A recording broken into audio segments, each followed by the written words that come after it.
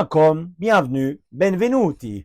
Nouvelle vidéo avec encore une fois un slasher qui est des années fin 70, que vous connaissez peut-être, que vous avez peut-être et fort probablement vu, que ce soit en VHS, voire même en DVD import, voire même à la télé. En l'occurrence, aujourd'hui, je vais vous parler de Le silence qui tue, aka Silent Scream. Voilà, le petit pitch du film, assez simple, hein. Vous avez donc un personnage principal se nommant Scotty, une charmante demoiselle qui, euh, faisant ses études auprès d'une université ou d'une faculté, hein, cherche à avoir un toit, du moins un endroit où dormir et pouvoir faire ses devoirs, etc. Et qui du coup sollicite euh, un, un jeune qui voilà se loue différentes pièces de sa très grande maison, enfin grande maison qui n'est pas réellement à lui, appartient à sa mère, mais qu'elle laisse gérer. Et ces pièces qui sont du coup transformées en chambres. Et ils sont donc plusieurs au-delà du personnage de Scotty à vouloir une chambre pour leurs études. Voilà, exactement, on parle de 4 personnages qui résideront dans, dans cette très grande maison et qui, du coup, noueront assez rapidement des liens assez amical, hein. Notamment, on a un personnage qui semble être un peu plus aisé que les 3 autres personnages et qui, du coup, dans une sorte d'élan de générosité, histoire de mettre tout le monde à l'aise, hein, décide voilà, de les inviter à dîner. Voilà, je dis ça, il y a même un personnage plus que ça qui, en quelque sorte, s'incruste et fait incruster d'autres. Mais c'est plutôt bon enfant et voilà, les personnages rient et du coup voilà, une relation amicale née de là,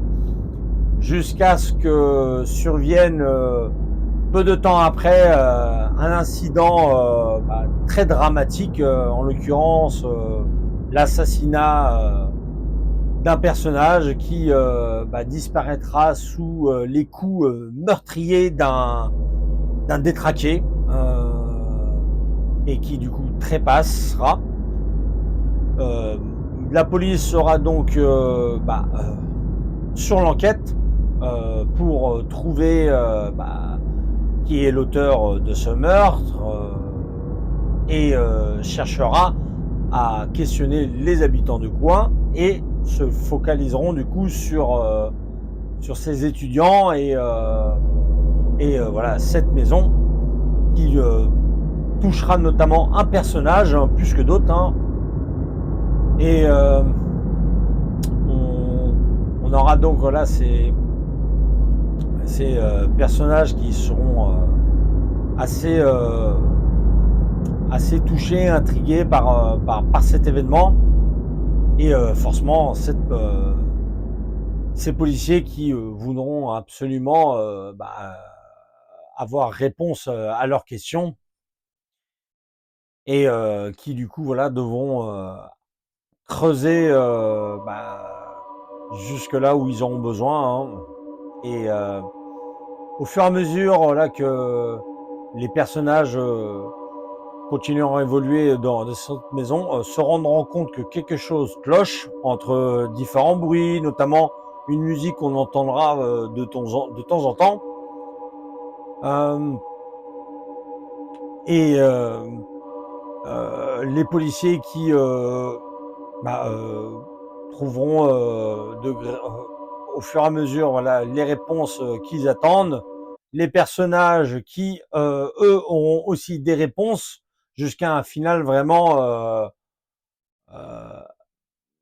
assez inattendu, mais voilà, qui au final sera assez assez dramatique pour tout un tas de personnages, tout simplement.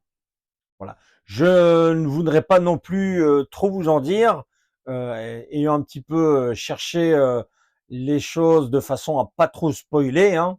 Alors c'est peut-être pas le meilleur pitch, mais en tout cas, c'est celui que je vous fais pour cette vidéo. Mon avis est personnellement est vraiment bon puisque le film je l'avais pas revu depuis une bonne vingtaine d'années. Les souvenirs que j'en avais, c'était quelques bribes ici et là lorsque je suis retombé sur ce film, voilà, en VHS, n'ayant pas mieux pour l'instant. Au fur et à mesure, voilà, les souvenirs me sont remontés et je me souvenais, voilà, que j'avais beaucoup aimé, voilà, cette ambiance un peu pesante, un peu tendue, notamment avec cette maison qui est assez inquiétante, qui par moments a des faux airs de la maison dans Psycho de Alfred Hitchcock, hein, et qui, notamment par sa musique, voire même quelques notes de musique qu'on entend, notamment lors de scènes de meurtre, qui rappellent un peu ce qu'on entend dans Psycho. Euh, En tout cas, voilà, c'est ce que j'en pense. Alors, il n'y a pas énormément de meurtres, hein, pour rester vraiment sur le meurtre là que j'en parlais très très brièvement là. Ils sont assez brutaux, mais pas spécialement juteux. Si vous attendez quelque chose de bourré d'hémoglobine, ça éclabousse à l'écran, ah non, ce n'est pas du tout cela que vous aurez. Vous avez quelque chose de plutôt bien fait, mais on ne cherche pas non plus à faire quelque chose de trop violent. Voilà. Euh, et au fur et à mesure, voilà, de cette histoire, qui d'ailleurs est assez bien menée, hein, aussi bien pour le suspense que pour le côté même enquête, hein, je trouve vraiment que voilà que les personnages des deux détectives, notamment voilà le détective en chef, à savoir MacGyver, hein, et à ne pas confondre avec MacGyver, qui d'ailleurs est très très bien interprété par l'acteur Cameron Mitchell, un personnage qui du coup est assez coriace, qui peut voilà donner un personnage assez comment dirais-je, un peu bougon, mais c'est quelqu'un vraiment qui est à fond dans son travail, encore heureux, et qui n'est pas le genre de personnage à laisser le moindre détail passer, malgré une certaine insistance de sa hiérarchie qui, à un moment donné, sera amené à le convoquer pour savoir où en est l'enquête et surtout à le presser, puisque derrière cela, en fait, il y a la famille de la première victime qui est une famille aisée. Alors, ce n'est pas pour autant, voilà, qu'ils sont aisés, qu'ils n'ont pas le droit d'avoir leur chagrin, mais qui, du coup, forcément, aimeraient avoir réponse, sont prêts, du coup, à mettre, entre guillemets, certains moyens.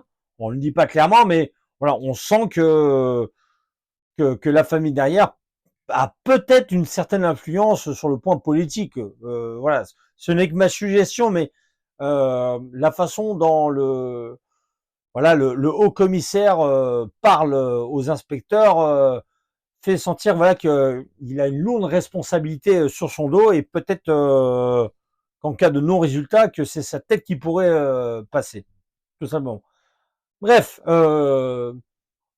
ces personnages qui, du coup, comme je disais, voilà, sont des étudiants, alors soit sans doute à la fac ou à l'université, hein, où d'ailleurs on aura deux personnages qui noueront une relation au-delà de l'amitié, qui se transformera du coup en une relation amoureuse, où à un moment donné on aura du coup une scène coquine, hein, au lit, hein, dans la chambre voilà, d'un des personnages, où voilà, vous aurez quelques petits plans dénudés, hein, mais rien d'exceptionnel, voilà.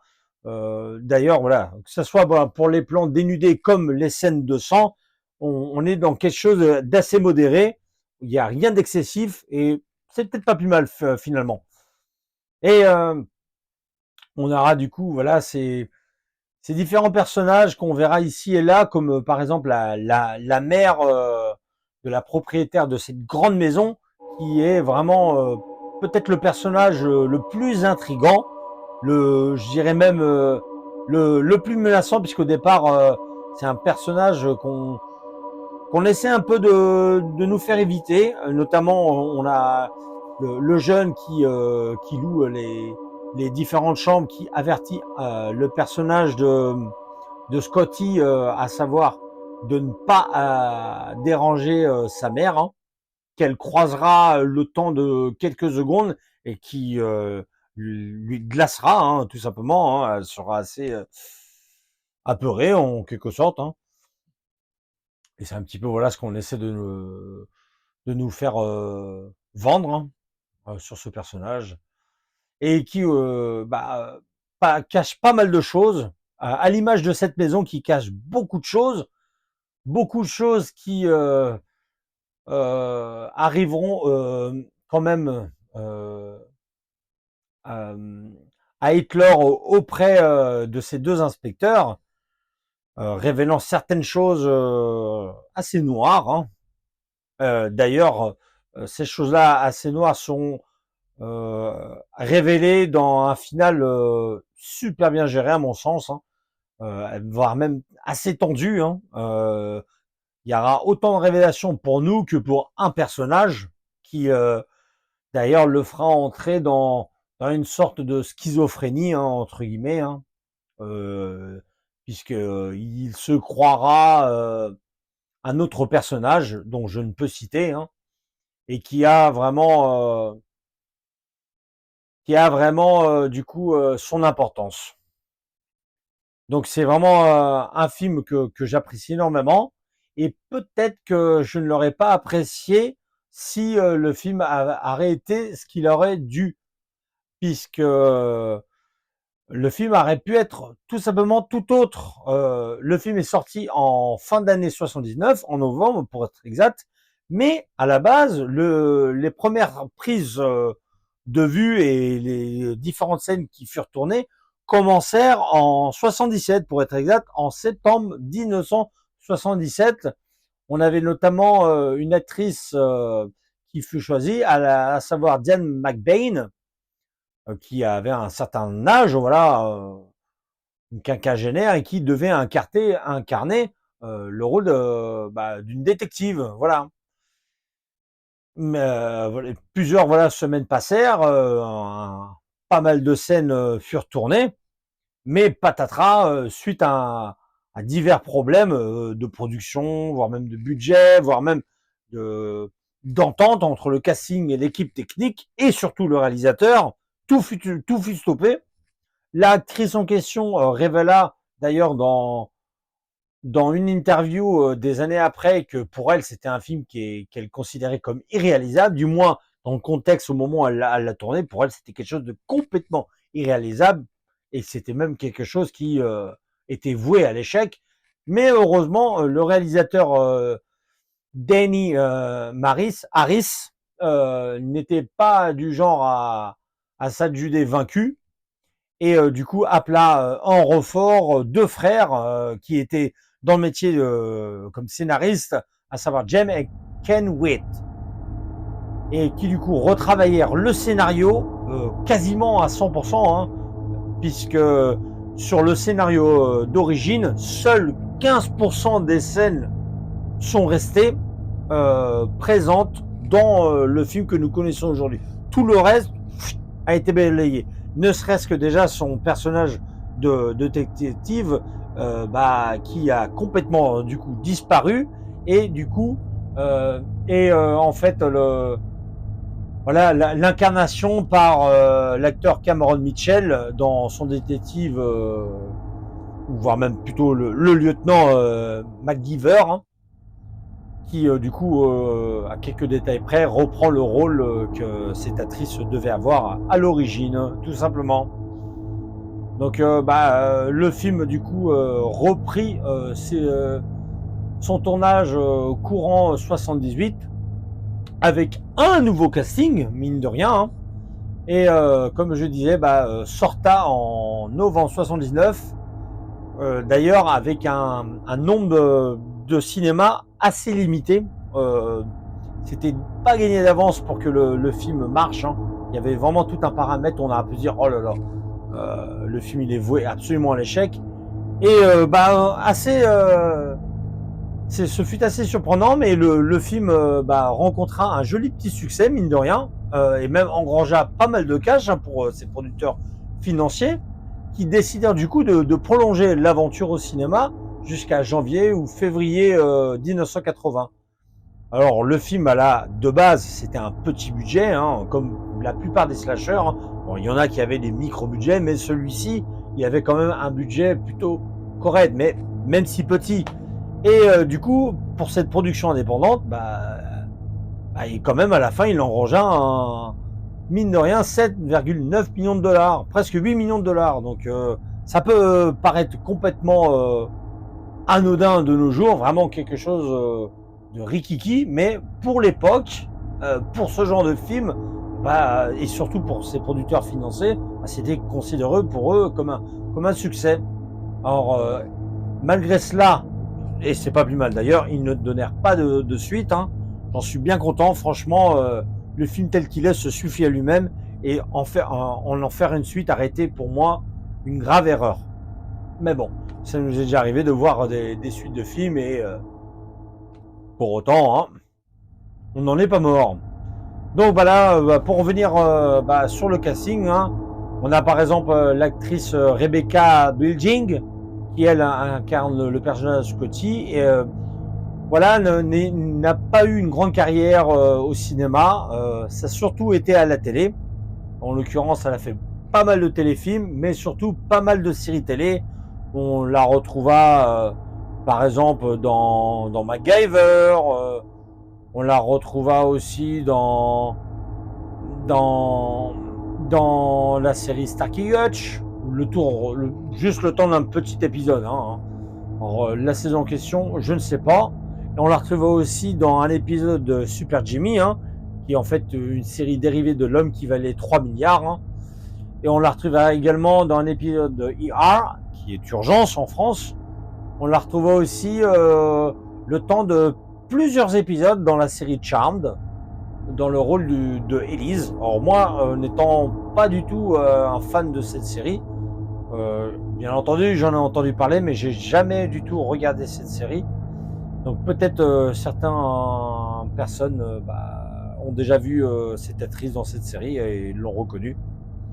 On a donc du coup également l'acteur Cameron Mitchell, hein, comme j'ai un peu parlé, qui lui est un acteur, comme j'ai un peu déjà parlé, qui a une longue carrière, hein, mine de rien, hein, puisqu'elle débuta au cours des années 40 au cinéma et se termina à mi-90, à savoir 95-97, jusqu'à son décès. Il tourna énormément dans les séries télé et dans des téléfilms, mais sa carrière, vraiment, c'est surtout dans la télé. Malgré qu'il a tourné quand même dans quelques films, hein, notamment un autre slasher, hein, à savoir Toolbox Murders, que j'ai également dans ma collection en VHS, que je crois avoir aussi en DVD, mais peut-être pas en Blu-ray, je ne crois pas. Voilà, en tout cas, je sais qu'il existe en Blu-ray. Et voilà, on le retrouva donc du coup dans pas mal de séries. Par exemple, on le retrouva dans un épisode de MacGyver, encore une fois. Hein, donc là, je vous le recite une nouvelle fois. Il a tourné aussi dans la série A-Team, qui est l'agence Tourisque, hein, je vous apprends rien. Il a tourné également dans Supercopter. Il a tourné aussi dans la série Magnum PI, Magnum, avec Tom Selleck, et dans vraiment d'autres choses comme K2000, voilà. Bon, on a également l'acteur qui joue son collègue détective, hein, qui lui est incarné par Avery Schrader. Pardonnez-moi pour la prononciation. Et lui, sa carrière se concentra essentiellement dans les séries télé, voire même dans les films. Voilà, mais lui, il décéda au cours des années 80, donc du coup, il n'a pas une énorme carrière. On a également l'actrice Yvonne de Carol, et on a enfin l'actrice Barbara Steele, qui est une actrice anglaise qui tourna beaucoup dans les productions de la Hammer. Voilà. Donc, sur ce, je ne peux que vous encourager une nouvelle fois à donner sa chance à ce bon petit film, hein, voilà, qui n'est pas, comme je vous dis, à 100% un slasher. Voilà, dire que non, c'en est pas un, ça serait vraiment mentir. Mais qui du coup, voilà, euh, s'essaye à d'autres petites choses dans le film et qui fonctionnent plutôt bien. Voilà.